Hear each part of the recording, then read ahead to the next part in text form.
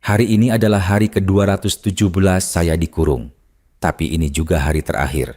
Saya duduk di pojok kamar gelap ini, punggung bersandar di tembok yang sudah saya hafal setiap retakannya. 7 bulan, 217 hari tanpa melihat matahari, tanpa mendengar suara adzan dari masjid, tanpa merasakan angin menyentuh wajah saya. Di luar, saya mendengar suara yang sudah saya tunggu sejak subuh tadi. Suara gerobak sampah yang berderit. Pak Agus, tukang sampah yang lewat setiap hari Jumat. Jantung saya berdebar keras sampai rasanya mau copot dari dada. Kertas kecil yang saya sobek dari kardus bekas tempat makanan sudah saya genggam erat sejak tadi malam. Tulisan sederhana dengan arang yang saya ambil dari tungku kecil di sudut kamar. Tolong, saya dikurung, rumah nomor 17. Saya mendengar langkah kaki Dewi, putri saya, menuju ke pintu depan. Seperti biasa, dia akan memberikan kantong sampah ke Pak Agus. Ini kesempatan saya. Mungkin satu-satunya kesempatan. Tangan saya gemetar saat mendekatkan kertas ke celah kecil di bawah pintu. Celah yang selama ini hanya digunakan untuk memasukkan piring makan sekali sehari. Saya mendengar suara Dewi berbicara dengan Pak Agus di depan. Cepat, harus cepat. Dengan sekuat tenaga, saya lempar kertas kecil itu keluar, berharap jatuh di dekat tumpukan sampah. Napas saya tertahan. Apakah Dewi melihat? Apakah Pak Agus akan menemukan kertas itu? Ya Allah, ini doa saya yang kesekian kali. Tolong keluarkan saya dari sini. Nama saya Siti Rahmawati, 60 tahun.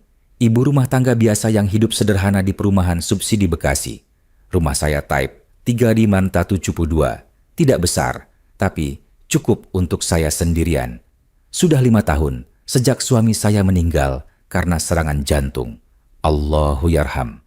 Dulu, hidup saya sangat normal. Setiap pagi bangun untuk sholat subuh, kemudian masak untuk sarapan, meskipun cuma untuk saya sendiri. Kebiasaan puluhan tahun sulit dihilangkan. Setiap hari Kamis, saya ikut arisan RT di rumah Bu Lastri. 10 orang ibu-ibu, masing-masing setor 200.000, sudah berjalan 5 tahun lebih. Kami bukan cuma ngumpul uang, tapi juga ngobrol, ketawa, kadang nangis bareng kalau ada yang lagi susah. Saya punya satu anak perempuan, Dewi Kusuma, 35 tahun, sudah menikah dengan Ridwan Pratama. Ridwan itu PNS di Dinas Pekerjaan Umum, eselon trim katanya. Saya tidak terlalu paham soal kepegawaian, yang penting gajinya cukup untuk hidup layak. Mereka punya 2 anak. Rizky yang baru 5 tahun, cucu saya yang paling saya sayang. Anak yang ceria, suka lari-lari keliling rumah sambil teriak, "Nenek, nenek," setiap saya datang berkunjung. Dan Ayu, 3 tahun, yang masih suka nempel sama ibunya. Dewi itu anak yang baik, berbakti. Setiap hari selalu telepon, tanya kabar. "Bu, sudah makan belum? Jangan lupa minum obat ya, Bu." Kalau saya sakit dikit aja, langsung dia datang bawa bubur dan obat-obatan. Hubungan kami baik, sangat baik. Makanya saya tidak pernah menyangka, tidak pernah terbayangkan bahwa dia yang akan melakukan ini pada saya. Semuanya dimulai 7 bulan yang lalu. 1 minggu setelah Idul Fitri tahun ini. Lebaran kali itu istimewa karena seluruh keluarga berkumpul di rumah Dewi. Rumahnya di Jakarta Selatan, kompleks perumahan yang lumayan mewah. Rumah type 120, 2 lantai, dengan halaman cukup luas. Saya ingat betul hari itu, tanggal 10 Syawal. Sore hari, setelah semua tamu pulang, Dewi datang ke kamar tamu tempat saya menginap. "Bu, Ibu harus tinggal sama kami sebentar," katanya. Wajahnya serius, tidak seperti biasanya. "Memang kenapa, Dek? Ibu kan mau pulang besok," jawab saya sambil melipat mukena. "Rumah Ibu lagi ada perbaikan pipa saluran air. Pak RT sudah kontak saya.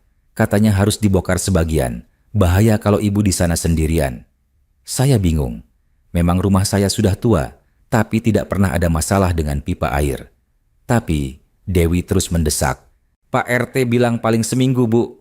Ibu tinggal di sini aja dulu. Lagian Rizky senang ada nenek." Karena saya sayang cucu, akhirnya saya setuju. Lagi pula cuma seminggu, pikir saya waktu itu. Seminggu bersama cucu, bisa main, bisa masak kesukaan mereka. Hari pertama berjalan normal. Saya main dengan Rizky dan Ayu, masak opor ayam untuk makan siang, nonton TV bareng di ruang keluarga. Ridwan pulang malam seperti biasanya, pamit mandi langsung tidur. Dewi juga sibuk dengan urusan rumahnya. Hari kedua mulai aneh. Pagi itu, setelah sholat subuh, saya mau ke dapur untuk bikin kopi. Tapi, Dewi sudah nunggu di depan pintu kamar saya. Bu, maaf ya, ibu harus pindah kamar. Kamar ini mau dipakai adik Ridwan yang dari kampung. Oh, tidak apa-apa, Dek. Ibu tidur di mana saja tidak masalah. Di ruang keluarga juga boleh. Sudah saya siapkan kamar lain, Bu. Sini, ikut saya. Dewi membawa saya ke belakang rumah. Melewati dapur, ke ruangan yang selama ini saya pikir gudang. Dia membuka pintu kayu yang catnya sudah mengelupas. Kamar itu kecil, sangat kecil, sekitar 2/3 meter. Tidak ada jendela, hanya ada satu bohlam kecil yang menggantung di langit-langit. Di sudut ada kasur tipis beralaskan kardus. Di sudut lain ada ember plastik dan gayung. Ini kamar, Dek? Tanya saya pelan. Iya, Bu. Maaf ya, agak sempit. Cuma sementara kok. Nanti kalau rumah ibu sudah beres, langsung pulang. Sesuatu dalam hati saya merasa tidak enak. Tapi saya pikir, Dewi kan anak saya. Tidak mungkin dia berbuat jahat pada saya. Mungkin memang rumahnya penuh, pikir saya waktu itu. Mungkin memang terpaksa. Ya sudah, tidak apa-apa. Saya masuk ke kamar itu. Dewi menutup pintu. Saya dengar suara grendel dikunci dari luar. Dek, Dewi, kenapa dikunci? Teriak saya sambil menggedor pintu. Maaf ya, Bu. Ini demi kebaikan kita semua. Ibu akan mengerti nanti. Kaki saya lemas. Saya terduduk di lantai dingin itu. Apa yang terjadi? Kenapa Dewi mengunci saya? Saya menggedor pintu berkali-kali. Berteriak minta dibukakan. Tapi tidak ada jawaban. Hanya suara langkah kaki Dewi menjauh. Semakin menjauh sampai hilang. Hari pertama dikurung, saya masih berpikir ini salah paham. Pasti ada penjelasan. Pasti Dewi akan datang dan minta maaf. Bilang ini cuma kesalahan. Tapi tidak, pintu tetap terkunci. Siang hari, celah kecil di bawah pintu terbuka sedikit. Sepiring nasi putih dengan telur dadar digeser masuk. Tidak ada sayur, tidak ada lauk lain. Dewi, tolong buka pintunya. Ibu mau bicara. Pinta saya sambil menunduk di depan celah pintu. Makan dulu, Bu. Nanti saya jelaskan. Suara Dewi terdengar dingin. Ibu mau keluar sekarang. Ini tidak lucu, Dewi. Tidak ada jawaban lagi. Hanya suara langkah kaki menjauh. Saya tidak makan siang itu. Perut saya mual. Kepala pusing. Saya duduk di kasur tipis sambil memeluk lutut, mencoba memahami apa yang terjadi. Kenapa Dewi melakukan ini? Apa yang saya lakukan salah? Apakah saya menyinggung perasaannya? Apakah saya berbuat sesuatu yang membuat dia marah? Saya coba ingat-ingat semua kejadian minggu terakhir. Lebaran kemarin berjalan lancar. Saya membantu masak ketupat dan opor, terima tamu yang datang bersilaturahmi, main dengan cucu-cucu. Tidak ada masalah. Tunggu, satu kejadian muncul di ingatan saya. Kejadian 3 hari sebelum Lebaran. Malam itu, saya tidak bisa tidur. Cuaca panas, AC di kamar tamu tidak terlalu dingin. Sekitar jam 2 pagi, saya turun ke dapur mau ambil air minum. Pas sampai di ruang makan, saya mendengar suara dari ruang kerja Ridwan. Pintunya sedikit terbuka. Saya tidak bermaksud nguping, tapi suara itu cukup keras. Ini sesuai yang kita sepakati, Pak. 300 juta. Proyek jalan tol segmen 3 pasti dimenangkan perusahaan Bapak. Saya mengintip dari celah pintu. Ridwan duduk di mejanya. Di depannya ada seorang laki-laki berkacamata hitam meski sudah malam. Di atas meja ada 2 tas ransel besar yang terbuka. Penuh dengan uang. Tumpukan uang 100 ribuan, rapi, banyak sekali. Jantung saya berhenti berdetak. Ya Allah, itu uang suap. Tenang, Pak. Saya sudah bicara dengan kepala dinas. Dokumen tender sudah saya atur. Tidak akan ada masalah, kata Ridwan sambil tersenyum. Laki-laki itu berdiri, berjabat tangan dengan Ridwan. "Terima kasih Pak, kerjasama yang baik. Kalau proyek ini lancar, nanti ada proyek lain lagi." "Siap Pak, sama-sama untung kan?" Saya langsung kembali ke kamar dengan jantung berdebar kencang. Tidak jadi ambil air minum. Tangan saya gemetar membuka pintu kamar, masuk dan berbaring sambil menutup mulut dengan tangan. Ridwan menerima suap. Ridwan korupsi. Anak saya menikah dengan seorang koruptor. Keesokan paginya, saya tidak tahu harus bagaimana.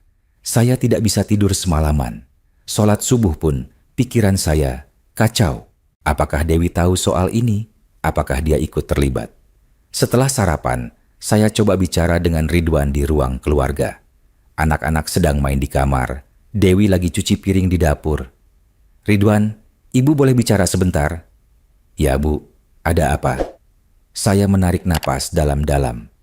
Ibu tidak sengaja lihat semalam. Kamu dan orang itu di ruang kerja." Wajah Ridwan langsung berubah. Senyumnya hilang. Matanya melotot. "Ibu lihat apa?"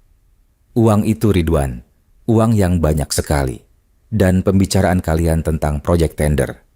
Ridwan diam. Rahangnya mengeras. "Ridwan, itu uang haram. Itu korupsi. Kamu tahu itu dosa besar kan? Kamu bisa masuk penjara kalau ketahuan." Ibu tidak mengerti. Ridwan berdiri. "Ini urusan pekerjaan. Semua orang di kantor saya juga begini. Ini sistem yang sudah berjalan puluhan tahun." "Tapi tetap salah. Uang itu bukan hak kamu." "Bu Siti, tolong jangan ikut campur urusan ini. Saya tahu apa yang saya lakukan." "Ridwan, Ibu tidak bisa diam saja. Ibu akan lapor ke KPK. Ini tidak bisa dibiarkan." Saat itu, wajah Ridwan menjadi sangat menakutkan. Dia menatap saya dengan mata yang penuh amarah. "Ibu mau lapor KPK? Ibu tahu akibatnya apa?" "Akibat untuk kamu Ridwan. Kamu yang bersalah." "Bukan cuma saya yang hancur Bu. Dewi juga. Cucu Ibu juga. Rumah ini akan disita. Mobil disita. Semua hartanya hilang. Rizky dan Ayu akan kehilangan masa depan mereka. Apa Ibu mau itu?" Saya terdiam. Benar juga, kata Ridwan. Kalau dia ditangkap, Dewi dan anak-anak akan menderita. Tapi, ini tetap salah Ridwan. "Ibu, dengar. Uang ini saya pakai untuk biaya sekolah anak-anak, untuk rumah ini, untuk kehidupan yang layak. Apa salahnya? Saya bekerja keras juga." Dengan cara yang haram. Ridwan menghela napas panjang. "Baiklah, saya mohon Bu, jangan bilang siapa-siapa. Saya janji ini terakhir kalinya. Saya akan berhenti setelah proyek ini selesai." Saya tidak percaya. Tapi apa yang bisa saya lakukan? Ibu akan pikir-pikir dulu. Malam harinya, saya dengar Ridwan berbisik dengan Dewi di kamar mereka. Suara mereka terdengar sampai ke kamar tamu tempat saya tidur. "Ibu kamu lihat semuanya. Dia bilang mau lapor KPK." "Apa? Tidak mungkin Ibu seperti itu." "Kamu dengar sendiri kan tadi pagi. Dia bilang itu dosa besar, uang haram. Kalau dia benar-benar lapor, kita semua hancur." "Terus gimana sekarang?" "Kita harus pastikan dia tidak bisa keluar rumah, tidak bisa kontak siapa-siapa, sampai situasi aman." "Maksud kamu, kita kurung Ibu?" "Kamu punya cara lain? Kalau dia keluar, langsung ke polisi atau KPK, habis kita." Saya mendengar Dewi menangis. Tidak bisa. Dia ibu kandung saya.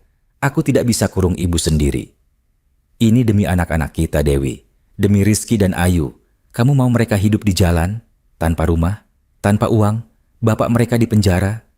Tangisan Dewi semakin keras. Tapi akhirnya dia setuju. Dan 3 hari kemudian, setelah Lebaran, saya dikurung di kamar tanpa jendela ini. Hari-hari di dalam kurungan seperti neraka di dunia. Saya tidak punya jam untuk tahu waktu. Satu-satunya cara menghitung hari adalah dengan membuat goresan kecil di dinding pakai paku yang saya temukan di sudut kamar. 1 goresan setiap kali tidur bangun. Meskipun kadang saya tidak tahu apa benar sudah berganti hari atau saya cuma tidur sebentar. Tidak ada suara adzan. Itu yang paling saya rindukan. Selama puluhan tahun, hidup saya teratur dengan suara adzan 5 waktu. Subuh, zuhur, Asyar, Maghrib, Isya. Sekarang saya harus menebak-nebak waktu sholat. Kadang saya kira sudah masuk waktu zuhur, padahal baru pagi. Kadang saya ketiduran sampai lewat waktu asyar. Saya sholat di kasur tipis itu, tanpa sajadah, tanpa mukena. Allah Maha Mengerti. Saya yakin Dia tahu kondisi saya. Mandi tidak bisa sempurna. Hanya ada satu ember kecil dan gayung. Air dingin. Saya lap badan dengan air itu, pelan-pelan, hemat, karena tidak tahu kapan akan diisi lagi. Kadang sehari sekali, kadang 2 hari baru diisi. Rambut saya kusut, badan saya bau. Pakaian saya cuma 2 setel, ganti-gantian, dicuci pakai air dari ember itu juga, dijemur di dalam kamar yang gelap. Tentu saja tidak kering sempurna. Bau apek, makanan datang sekali sehari, melalui celah kecil di bawah pintu. Kadang pagi, kadang siang, kadang sore. Tidak tentu. Selalu nasi putih dengan lauk seadanya. Telur dadar, tempe goreng, atau ikan asin. Kadang cuma nasi putih dengan kecap. Dingin. Tidak ada sayur. Tidak ada buah. Saya makan karena harus bertahan hidup. Bukan karena lapar. Perut saya sudah tidak merasa apa-apa lagi. Yang paling menyiksa adalah kesunyian. Tidak ada suara apa-apa. Kamar ini sepertinya ada di bagian belakang rumah, jauh dari jalan. Saya tidak dengar suara motor lewat, tidak dengar suara tetangga ngobrol, tidak dengar suara anak-anak main. Sesekali saya dengar suara dari dalam rumah. Suara TV dari ruang keluarga, samar-samar. Suara Rizky tertawa. Suara Ayu nangis minta susu. Suara Dewi memarahi pembantu. Tapi tidak ada yang tahu saya ada di sini. Dikurung, sendirian. Saya mulai ngobrol sama diri sendiri supaya tidak gila. Siti, kamu harus kuat. Kamu harus bertahan. Suatu saat kamu akan keluar dari sini. Ya Allah, ampuni dosa-dosa saya. Keluarkan saya dari tempat ini. Rizky pasti kangen nenek. Ayu pasti nanya nenek mana. Kadang saya menangis sejadi-jadinya. Menangis sampai tidak ada air mata lagi. Menangis sampai kerongkongan sakit. Menangis sampai tertidur. Kadang saya marah. Marah sama Dewi. Marah sama Ridwan. Marah sama diri saya sendiri kenapa waktu itu tidak langsung pergi dari rumah ini. Begitu lihat uang suap itu. Kadang saya pasrah. Mungkin ini takdir saya. Mungkin ini ujian dari Allah. Mungkin saya harus sabar. Seperti Nabi Yusuf yang dikurung bertahun-tahun di penjara. Dewi kadang bicara sebentar saat antar makanan. Suaranya dari balik pintu. Dia tidak pernah buka pintu. Tidak pernah masuk. Bu, hari ini ada telur dadar. Makan yang banyak ya. Saya tidak menjawab. Bu, ibu harus mengerti. Ini bukan karena saya tidak sayang ibu. Tapi saya harus melindungi keluarga saya. Tetap saya diam. Suatu hari, saya mencoba bicara. Dewi, ya bu? Ibu mau pulang. Ibu janji tidak akan cerita ke siapa-siapa. Ibu sumpah. Ibu bilang begitu sekarang. Tapi nanti kalau sudah di luar pasti ibu lapor. Ibu kan bilang itu dosa besar. Dewi, ibu sudah tua. Ibu cuma mau hidup tenang di rumah ibu sendiri. Ibu tidak peduli lagi sama urusan kamu dan Ridwan. Biarkan Allah yang mengadili. Ibu tidak mengerti. Kalau Ridwan ditangkap, semua hancur. Rizky dan Ayu akan kehilangan masa depan. Mereka akan dibully di sekolah karena anak koruptor. Ibu mau itu. Itu bukan alasan untuk mengurung ibu sendiri, Dewi. Kamu tahu ini namanya apa? Penahanan. Ini kejahatan. Kejahatan yang mana, Bu? Ridwan yang korupsi atau saya yang kurung ibu? Dua-duanya sama-sama salah. Tapi saya pilih selamatkan suami dan anak-anak saya. Saya menangis. Dewi, kamu anak ibu. Ibu yang melahirkan kamu. Ibu yang besarkan kamu dengan susah payah waktu bapak kamu meninggal. Apa kamu lupa semua itu? Dewi terdiam lama. Saya dengar dia juga menangis. Ibu, maafkan saya. Tapi saya tidak punya pilihan. Langkah kakinya menjauh lagi. Saya tahu Dewi juga tersiksa. Dia bukan orang jahat. Dia cuma terperangkap. Terperangkap antara cinta pada ibu dan cinta pada suami serta anak-anaknya. Tapi itu tidak membenarkan apa yang dia lakukan pada saya. Beberapa kali saya coba teriak minta tolong. Saat saya dengar suara dari luar yang sepertinya suara tukang sayur atau tukang gas. "Tolong, ada orang di sini, tolong keluarkan saya." Tapi sepertinya kamar ini kedap suara atau terlalu jauh dari jalan. Tidak ada yang dengar. Saya juga coba cari cara keluar. Pintu terlalu kuat, dikunci dengan gembok besar dari luar. Saya tidak mungkin bisa dobrak. Saya cuma ibu-ibu tua berusia 60 tahun dengan badan yang semakin kurus karena makan seadanya. Tidak ada jendela untuk dicoba jebol. Dinding kamar ini tembok tebal. Langit-langit tinggi tidak mungkin dijangkau. Saya benar-benar terjebak. Minggu demi minggu berlalu, bulan demi bulan. Badan saya semakin kurus, kulit saya pucat karena tidak pernah kena matahari. Rambut saya rontok banyak, gigi saya goyang. Saya merasa seperti mayat hidup. Saya kehilangan harapan. Sampai suatu hari, di bulan ke-7, saya mendengar sesuatu yang membuat saya kembali bersemangat. Suara gerobak sampah. Setiap hari Selasa dan Jumat, saya mendengar suara itu lewat. Tukang sampah mengambil sampah dari rumah-rumah di kompleks ini. Suaranya samar, tapi saya bisa dengar. Dan saya ingat, tukang sampah yang biasa lewat kompleks Dewi adalah Pak Agus Santoso. Saya kenal dia. Dia juga warga Bekasi. Rumahnya tidak jauh dari rumah saya. Kadang dia ikut kerja bakti di RT. Kalau saya bisa kirim pesan ke Pak Agus, mungkin dia bisa menolong saya. Tapi bagaimana caranya? Saya tidak punya pulpen, tidak punya kertas. Yang ada cuma kardus bekas tempat makanan yang kadang dipakai untuk alas piring. Saya kumpulkan kardus-kardus itu, sobek jadi kecil.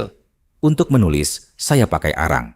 Di sudut kamar ada tungku kecil yang entah untuk apa. Mungkin bekas gudang dulu memang dipakai masak sesuatu. Di tungku itu ada sisa-sisa arang kecil. Saya remas arang itu, jadikan seperti pensil. Lalu tulis di kardus, "Tolong, saya dikurung. Rumah nomor 17. Singkat, jelas. Berharap siapapun yang baca akan mengerti. Tapi tantangannya, bagaimana melempar kertas ini keluar? Celah di bawah pintu terlalu kecil. Kertas tidak bisa keluar jauh. Pasti cuma jatuh di depan pintu dan Dewi yang akan temukan duluan. Saya harus tunggu saat yang tepat. Saat Dewi membuka pintu untuk kasih sampah ke Pak Agus dan saya bisa lempar kertas itu langsung ke arah tumpukan sampah. Kesempatan itu datang hari Jumat pagi. Saya dengar suara gerobak Pak Agus sudah dekat. Saya dengar Dewi keluar dari dapur, bawa kantong sampah. Saya berdiri di dekat pintu, kertas sudah siap di tangan. Jantung berdebar, sangat kencang. Dewi membuka pintu depan, ngobrol dengan Pak Agus. "Pagi Pak Agus, ini sampahnya." "Pagi Bu Dewi, wah banyak juga hari ini." Saya dengar suara kantong plastik sampah dilempar ke gerobak. Sekarang, dengan sekuat tenaga, saya lempar kertas kecil itu melalui celah bawah pintu, berharap mental jatuhnya keras agar bisa sampai jauh. Kertas itu melayang keluar. Saya tidak tahu jatuh di mana. Apakah sampai ke tumpukan sampah? Apakah kelihatan? Atau malah jatuh di lantai dan Dewi yang nemuin duluan? Ya Allah, ini harapan terakhir saya. Saya dengar Dewi menutup pintu depan. Langkah kakinya kembali ke dalam rumah. Lewat depan pintu kamar saya. Berhenti sebentar. Jantung saya berhenti berdetak. Apakah dia lihat kertas itu? Tapi tidak. Langkahnya lanjut lagi. Masuk ke kamar tidur. Aman. Saya duduk lemas di lantai. Napas saya tersengal-sengal. Tangan saya gemetar. Sekarang tinggal berharap. Berharap Pak Agus menemukan kertas itu. Berharap dia mengerti. Berharap dia menolong saya. Saya sholat duha saat itu juga. Berdoa panjang. Menangis dalam sujud. Ya Allah, kalau memang sudah waktunya saya keluar dari sini, tolong bukakan jalan. Kalau Pak Agus sudah dapat kertas itu, tolong gerakkan hatinya untuk menolong saya. Amin, ya Rabbal Alamin. Siang itu saya tidak makan. Perut terlalu deg-degan untuk bisa menerima makanan. Sore hari, tidak ada apa-apa. Rumah tenang seperti biasa. Malam hari, saya dengar Ridwan pulang. Suaranya ngobrol dengan Dewi di ruang keluarga. Tertawa, seperti tidak ada beban apa-apa. Seperti tidak sedang mengurung mertua sendiri di kamar belakang. Saya berbaring di kasur tipis, menatap langit-langit yang gelap. Mungkin Pak Agus tidak nemu kertas saya. Mungkin kertasnya jatuh ke tempat sampah dan terbuang begitu saja. Mungkin memang nasib saya harus mati di kamar ini. Tapi besok paginya semuanya berubah. Sekitar jam 8 pagi, saya dengar suara orang banyak di depan rumah. Suara berat, suara laki-laki. Banyak. Saya langsung bangun, mendekat ke pintu. Telinga saya tempel di kayu pintu, berusaha dengar lebih jelas. "Bu Dewi, tolong buka pintunya." Suara itu tegas. Saya kenal suara itu. "Pak Bambang, Pak RT kompleks ini." Saya dengar Dewi membuka pintu depan. Suaranya panik. "Pak RT, ada apa pagi-pagi begini?" "Kami dapat laporan. Katanya ada orang dikurung di rumah ini. Ibu kamu, Bu Siti Rahmawati." "Apa? Tidak mungkin. Ibu saya ada di rumahnya sendiri di Bekasi. Tidak tinggal di sini." "Pak Agus, tukang sampah, dapat kertas semalam. Tulisannya minta tolong. Dikurung. Rumah nomor 17. Ini rumah nomor 17 kan?" Itu pasti salah. Mungkin kertas dari rumah lain terbawa angin." Saya langsung teriak sekuat tenaga. "Pak RT, Pak Bambang, saya di sini, di kamar belakang. Tolong keluarkan saya." Suara saya serak karena 7 bulan jarang dipakai bicara keras, tapi cukup keras untuk didengar. Hening sejenak, lalu suara langkah kaki berlarian masuk rumah. Bu Siti di mana?"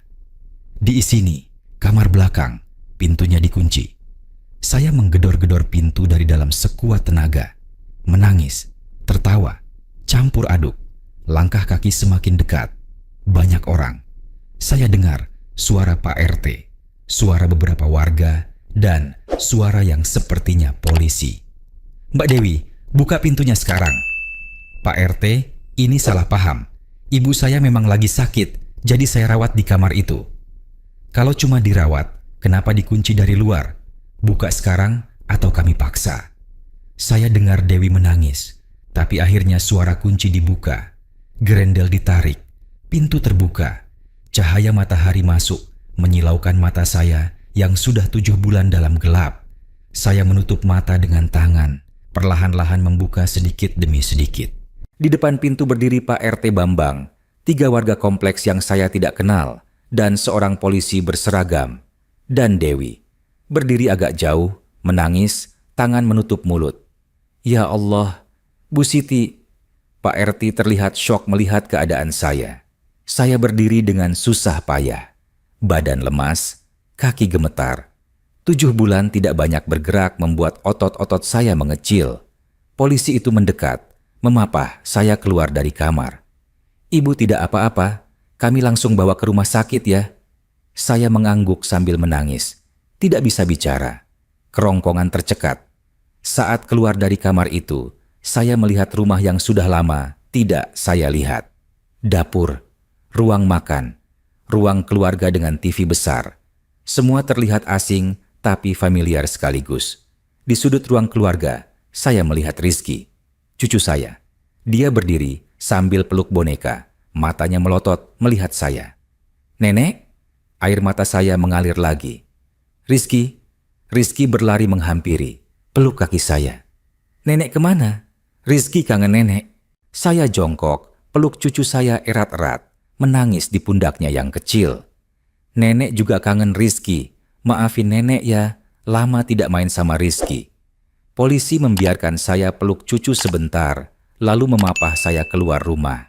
Di luar, sudah ada mobil ambulans yang siap membawa saya ke rumah sakit. Sebelum masuk ambulans, saya menoleh ke Dewi yang masih berdiri di teras rumah. Menangis, mata kami bertemu. Saya melihat penyesalan di matanya. Tapi juga ketakutan. Dewi tahu hidupnya akan berubah setelah ini.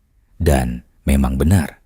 Saat saya sedang diperiksa di rumah sakit, polisi memberitahu berita yang mengejutkan. Ridwan sudah ditangkap KPK 3 hari yang lalu. Tertangkap tangan menerima suap lagi untuk proyek pengadaan alat berat di Dinas PU. Ternyata ada pihak lain yang melaporkan, bukan saya. Semua sia-sia. Dewi mengurung saya 7 bulan untuk melindungi suaminya dari laporan saya. Tapi ternyata Ridwan tetap tertangkap, tetap masuk penjara. Dan sekarang Dewi sendiri juga terancam masuk penjara karena menahan saya secara ilegal. Semua hancur, seperti yang saya takutkan sejak awal. Saya dirawat di Rumah Sakit Umum Jakarta Selatan selama seminggu penuh. Dokter bilang kondisi saya cukup parah.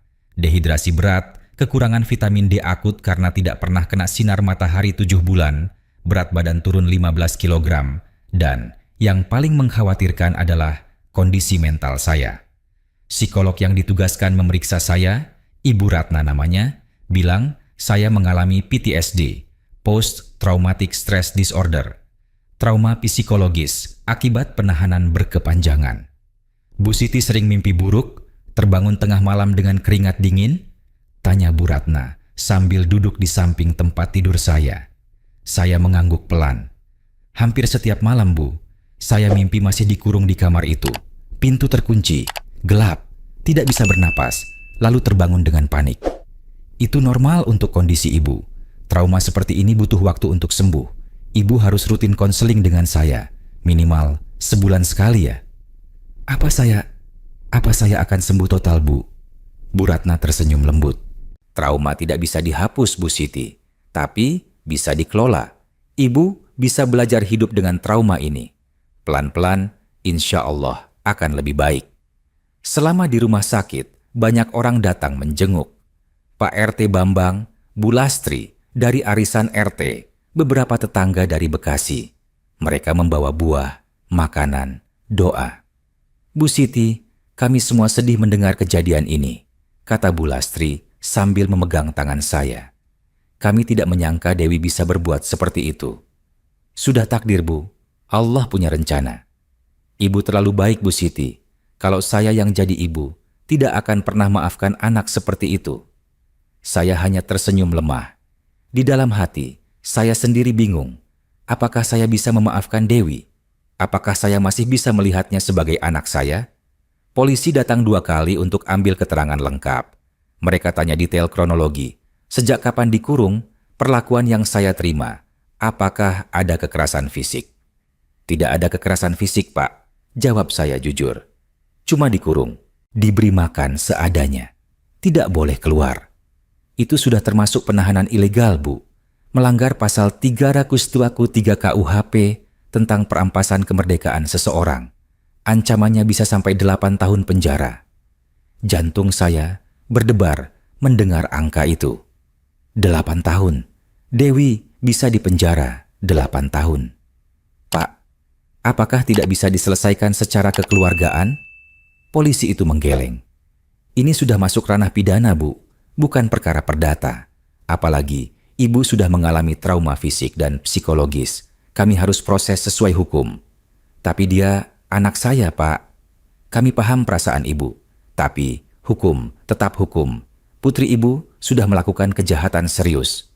Setelah polisi pergi, saya menangis sendirian di kamar rumah sakit. Hati saya terkoyak. Di satu sisi, saya sangat sakit hati dengan apa yang Dewi lakukan. Tapi di sisi lain, dia tetap anak saya. Anak yang saya lahirkan, saya besarkan dengan susah payah setelah suami saya meninggal. Bagaimana saya bisa membiarkan dia masuk penjara? Tapi apakah yang dia lakukan bisa dimaafkan begitu saja? Sementara itu, berita tentang Ridwan semakin jelas. Dia ditangkap KPK berdasarkan laporan dari whistleblower, seseorang dari dalam dinas PU yang selama ini tidak terima dengan praktik korupsi Ridwan. Orang itu sudah mengumpulkan bukti bertahun-tahun, rekaman percakapan, transfer uang, dokumen tender yang dimanipulasi. Ridwan langsung ditahan di rutan KPK. Kasusnya besar. Total suap yang dia terima selama 5 tahun terakhir mencapai hampir 2 miliar rupiah. 2 miliar. Saya tidak bisa membayangkan uang sebanyak itu. Dan semua itu uang haram. Uang yang didapat dengan mengorbankan kepentingan rakyat. Proyek jalan yang seharusnya berkualitas jadi jelek karena kontraktor potong biaya untuk bayar suap. Rakyat yang menderita. Jaksa penuntut umum menuntut Ridwan dengan hukuman 8 tahun penjara dan denda 500 juta rupiah. Kalau tidak bisa bayar denda, ditambah 1 tahun kurungan. Semua harta Ridwan dan Dewi disita untuk negara. Rumah mewah di Jakarta Selatan itu, 2 mobil Honda CR-V dan Toyota Fortuner, tabungan di bank, semua disegel.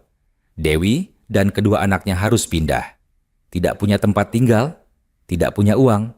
Mereka terpaksa pindah ke rumah kontrakan kecil di daerah Depok.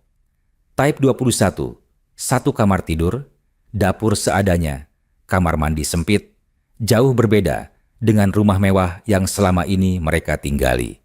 Saya mendengar cerita ini dari Pak RT yang datang menjenguk.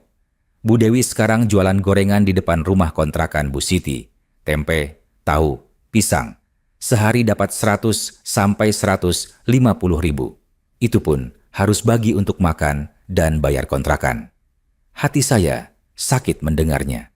Bagaimanapun, Dewi adalah anak saya. Melihat dia jatuh seperti ini membuat saya sedih. Tapi di saat yang sama, saya juga masih marah. Masih sakit hati. Kenangan 7 bulan dikurung dalam gelap tidak bisa hilang begitu saja. Setelah seminggu dirawat, saya diperbolehkan pulang. Pak RT dan beberapa warga Bekasi menjemput saya, membawa saya kembali ke rumah saya sendiri yang sudah lama tidak saya lihat. Rumah Type 3/72 saya di Bekasi. Rumah kecil tapi hangat. Rumah yang penuh kenangan dengan almarhum suami, dengan Dewi kecil yang dulu masih polos dan baik hati. Begitu masuk, saya langsung mencium aroma rumah saya. Aroma yang familiar. Aroma yang membuat hati tenang. Bu Lastri dan ibu-ibu arisan sudah membersihkan rumah sebelumnya. Debu dilap bersih, lantai dipel, kamar mandi dibersihkan. Bahkan mereka menyiapkan masakan di kulkas. Opor ayam, sayur lodeh, tempe orek, sambal. Ibu tidak usah repot-repot masak dulu. Istirahat yang banyak, kata Bu Lastri sambil memeluk saya. Terima kasih Bu, terima kasih semuanya. Saya menangis terharu. Sama-sama Bu Siti, kita ini tetangga, sudah seperti keluarga. Kalau ibu butuh apa-apa, langsung bilang ya. Malam pertama tidur di rumah sendiri terasa aneh. Saya sudah terbiasa dengan kasur tipis di lantai kamar gelap. Sekarang tidur di kasur empuk di kamar sendiri, dengan lampu yang bisa saya nyalakan kapan saja. Rasanya seperti mimpi. Tapi mimpi buruk tetap datang. Tengah malam, saya terbangun dengan keringat dingin. Mimpi dikurung lagi. Pintu terkunci. Gelap. Tidak bisa bernapas. Saya terbangun dengan teriak. Napas tersengal-sengal. Saya menyalakan lampu kamar. Duduk di tepi kasur sambil menangis. Ini akan jadi rutinitas saya untuk waktu yang lama, kata Bu Ratna. Trauma tidak hilang dalam semalam. Pagi harinya, saya bangun untuk sholat subuh. Ini pertama kalinya dalam 7 bulan saya sholat subuh dengan tenang, mendengar adzan dari masjid dekat rumah. Suara yang sangat saya rindukan. Setelah sholat, saya duduk di teras rumah sambil minum kopi, melihat matahari terbit, merasakan angin pagi, mendengar suara burung berkicau.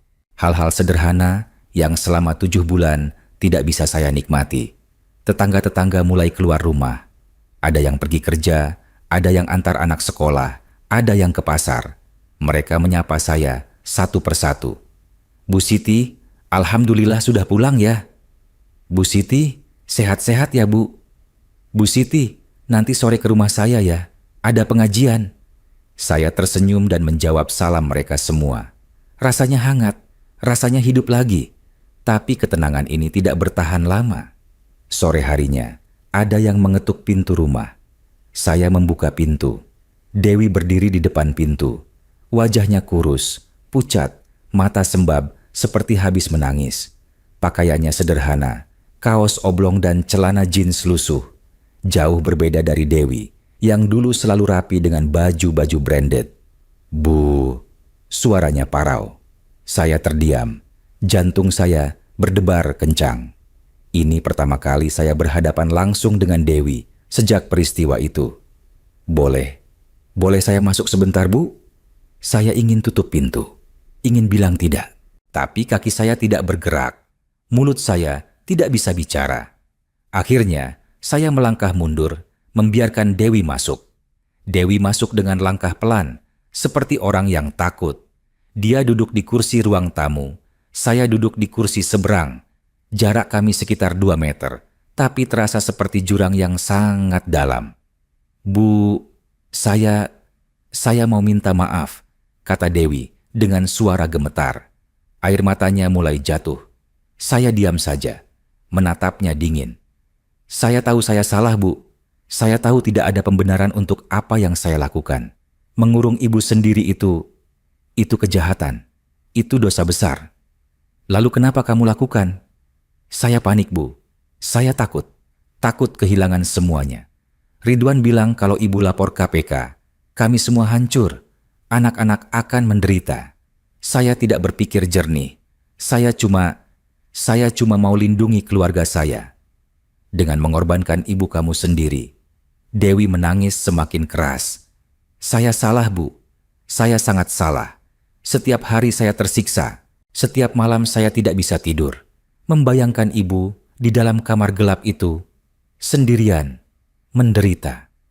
Tapi kamu tetap mengunci pintu itu setiap hari, tetap membiarkan ibu di sana berbulan-bulan. Karena saya bodoh, karena saya pengecut. Saya sudah terlanjur takut, terlanjur percaya kata-kata Ridwan bahwa ini satu-satunya cara." Saya menggeleng pelan. "Dewi, kamu tahu apa yang paling menyakitkan buat ibu?" "Apa, Bu?" "Bukan karena dikurung, bukan karena kelaparan atau kehausan, tapi karena yang mengurung ibu adalah anak ibu sendiri, anak yang ibu lahirkan, anak yang ibu besarkan sendirian setelah bapak kamu meninggal.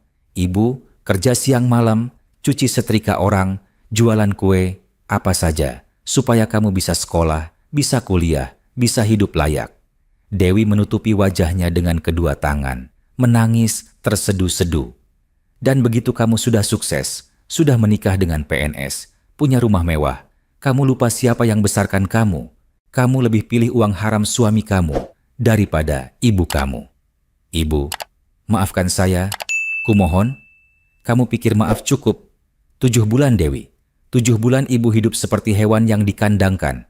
Tidak ada sinar matahari, tidak ada suara, cuman gelap, sepi, dan putus asa." "Saya tahu, Bu. Saya tahu maaf saya tidak cukup. Tapi saya tidak tahu harus bilang apa lagi. Hukuman apapun yang ibu mau, saya terima. Kalau ibu mau saya penjara, saya terima. Kalau ibu tidak mau lihat saya lagi selamanya, saya juga terima." Saya menatap anak saya yang menangis di hadapan saya. Hati saya terkoyak. Di satu sisi, masih sangat marah, sangat sakit hati.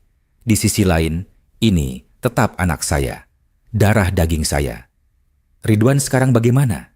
tanya saya pelan. "Divonis 6 tahun penjara, Bu, dan denda 500 juta. Kalau tidak bisa bayar, tambah 1 tahun lagi." "Kamu sudah tahu itu uang haram. Kenapa tetap pakai?" Saya tidak tahu sebanyak itu, Bu.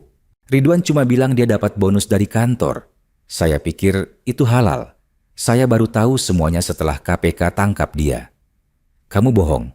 Waktu itu ibu dengar kamu ngomong sama Ridwan. Kamu tahu dia terima suap. Kamu ikut sepakat ngurung ibu." Dewi terdiam, tidak bisa membantah. "Kamu sama jahatnya dengan Ridwan. Bedanya dia korupsi uang negara. Kamu kurung ibu sendiri." "Ibu benar. Saya memang jahat. Saya memang berdosa. Tapi Bu, anak-anak, Rizky dan Ayu, mereka tidak salah apa-apa. Mereka tidak tahu apa-apa. Sekarang mereka hidup susah, pindah ke rumah kontrakan sempit, makan seadanya. Rizky setiap hari nanya, 'Kapan kita pulang ke rumah lama, Mi? Kapan ketemu nenek lagi?' Mendengar nama Rizky, hati saya terenyuh. Cucu saya yang polos, dia tidak bersalah atas dosa orang tuanya. Mereka kangen ibu, Bu.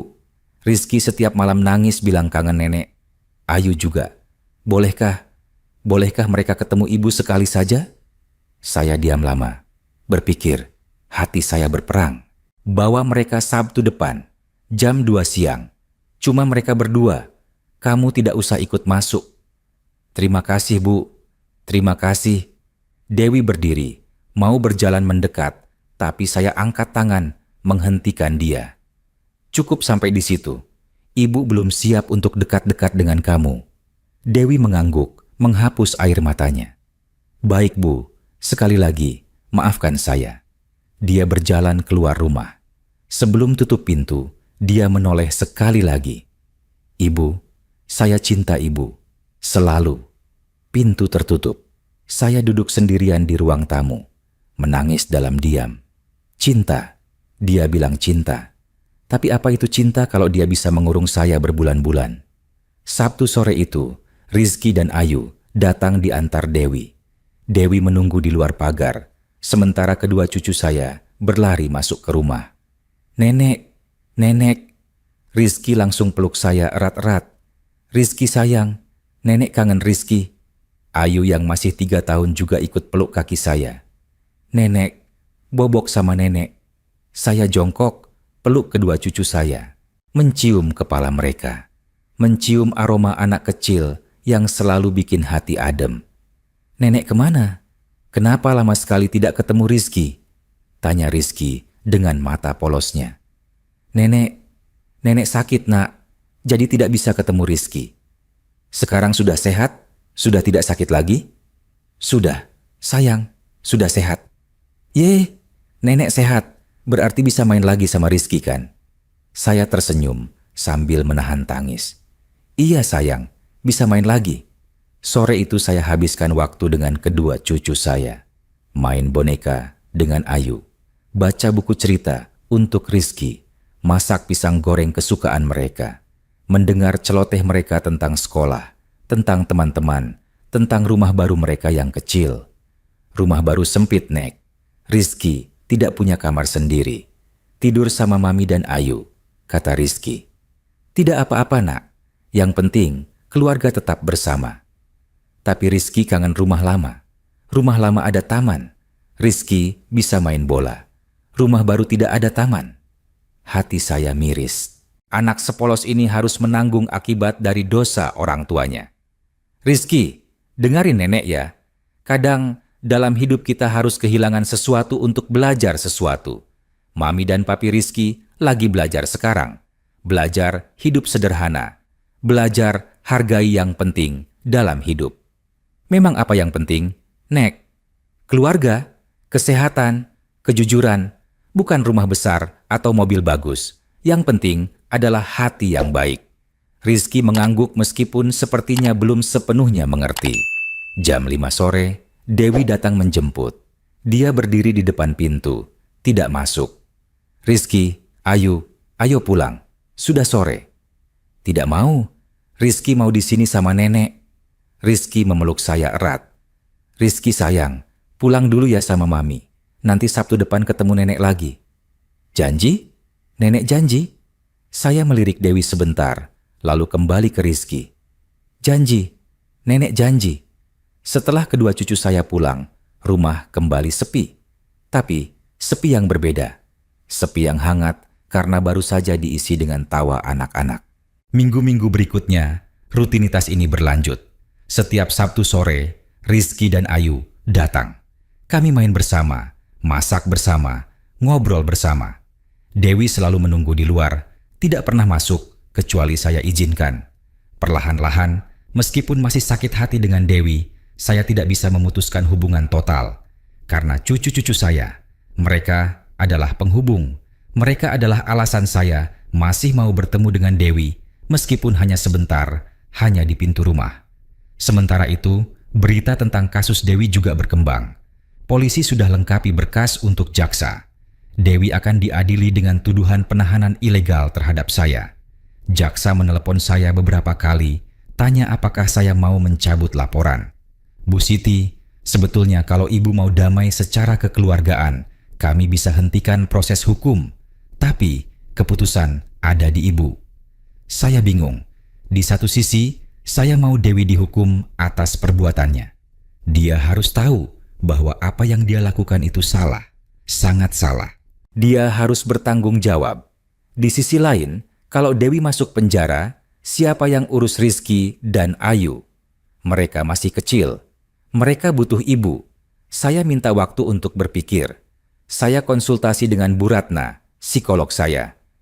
Bu Siti, keputusan ini tidak mudah. Tapi saya mau ibu tanya ke diri sendiri. Apa yang ibu mau? Keadilan atau kedamaian? Bukankah keduanya bisa berjalan bersamaan? Bisa, tapi tidak selalu. Kadang untuk dapat kedamaian, kita harus relakan keadilan.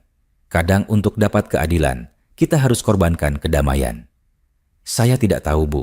Hati saya masih sakit, tapi melihat cucu-cucu saya tidak tega. Ibu tidak harus putuskan sekarang. Ibu boleh ambil waktu sampai ibu benar-benar yakin. Apapun keputusan ibu, pastikan itu keputusan yang tidak akan ibu sesali kelak.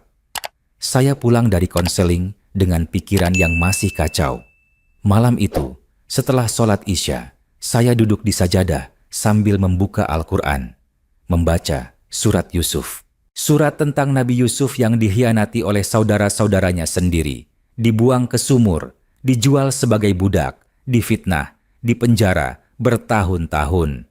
Tapi di akhir cerita, ketika Nabi Yusuf sudah jadi orang penting di Mesir dan saudara-saudaranya datang meminta bantuan, apa yang dia lakukan? Dia memaafkan mereka. Tidak ada cercaan atas kalian pada hari ini. Semoga Allah mengampuni kalian dan Dia adalah Maha Penyayang di antara para penyayang. Saya menutup Al-Quran. Air mata mengalir di pipi saya. Memaafkan. Apakah saya bisa seperti Nabi Yusuf? Memaafkan orang yang sudah menyakiti saya sedalam ini? Saya tidak tahu. Yang saya tahu, saya lelah membawa amarah. Lelah membawa sakit hati. 7 bulan dikurung sudah cukup membuat saya menderita. Saya tidak mau menderita lebih lama lagi dengan menyimpan dendam. Tapi, memaafkan bukan berarti melupakan. Bukan berarti apa yang Dewi lakukan jadi terhapus begitu saja. Memaafkan adalah melepaskan.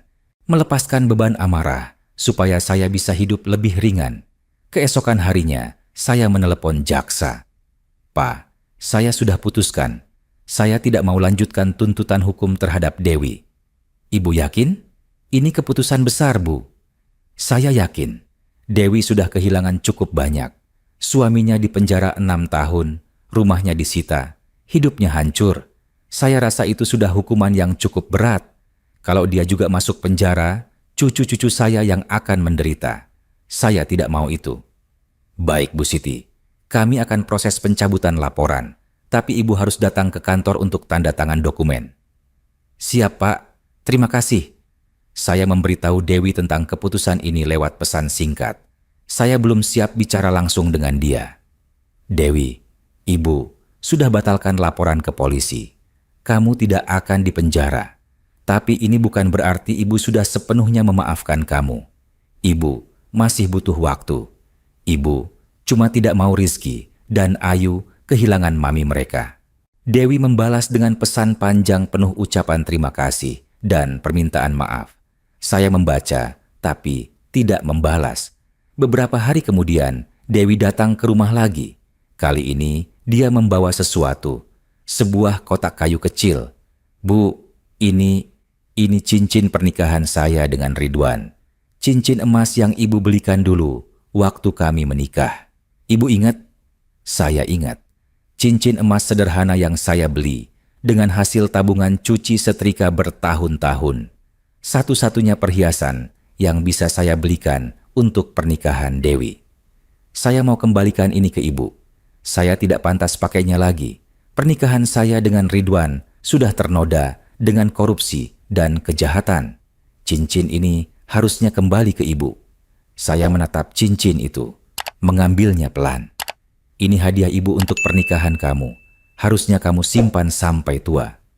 Tapi saya sudah mengkhianati kepercayaan Ibu. Saya tidak pantas. Dewi, dengar Ibu baik-baik. Ibu sudah batalkan laporan ke polisi. Bukan karena Ibu sudah maafkan kamu sepenuhnya. Tapi karena Ibu tidak mau Rizky dan Ayu kehilangan mami mereka. Ibu sudah kehilangan 7 bulan hidup Ibu. Ibu tidak mau cucu-cucu Ibu kehilangan masa kecil mereka tanpa Ibu. Tapi Ibu masih sakit hati, masih trauma. Setiap malam, Ibu mimpi buruk dikurung di kamar gelap itu. Setiap mendengar pintu dikunci, Ibu panik. Trauma ini tidak akan hilang dalam waktu dekat.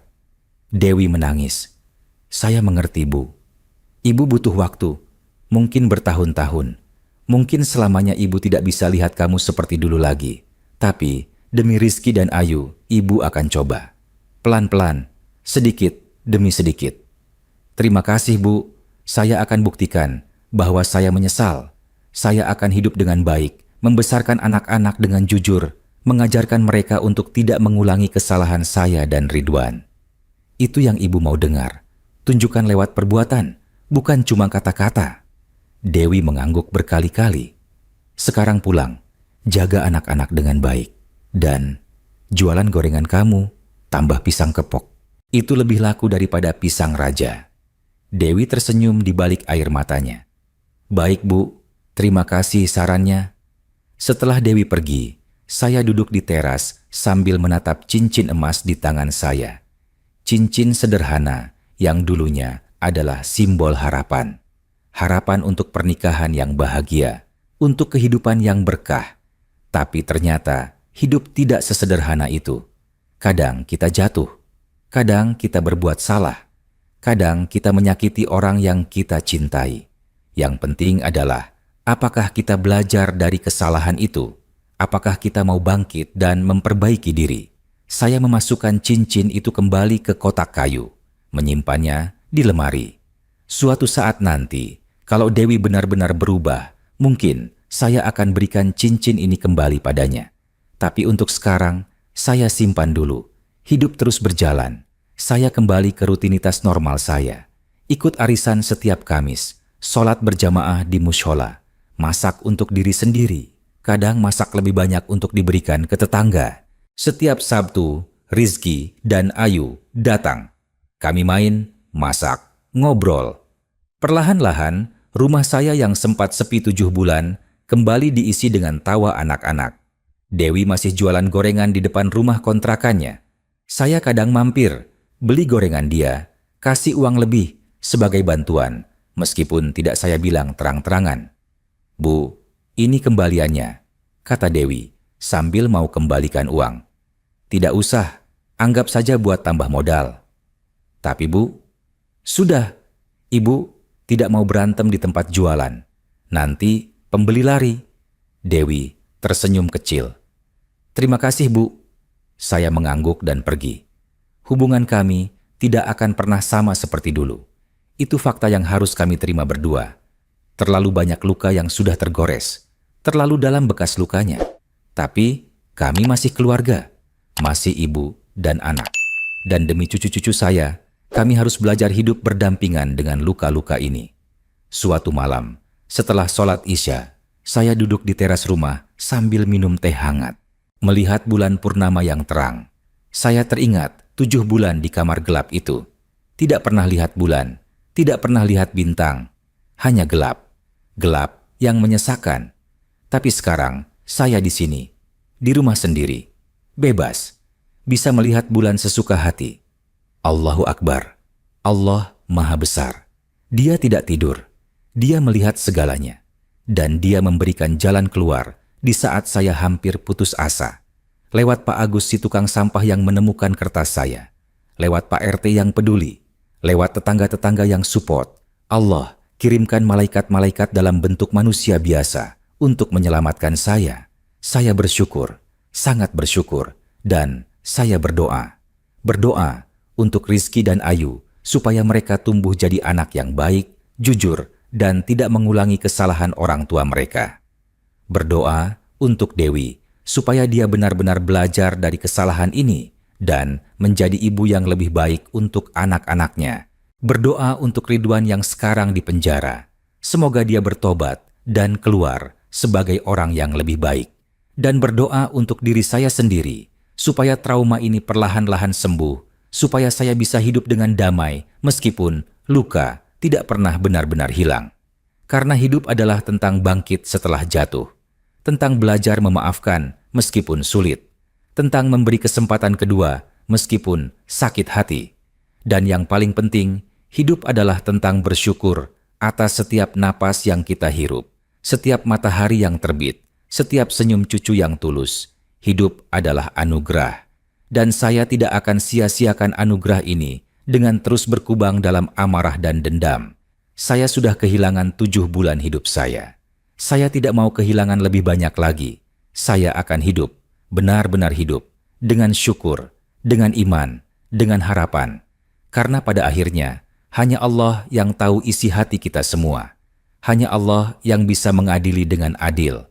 Dan hanya kepada Allah kita semua akan kembali. Wa Allahu a'lam bisyawab.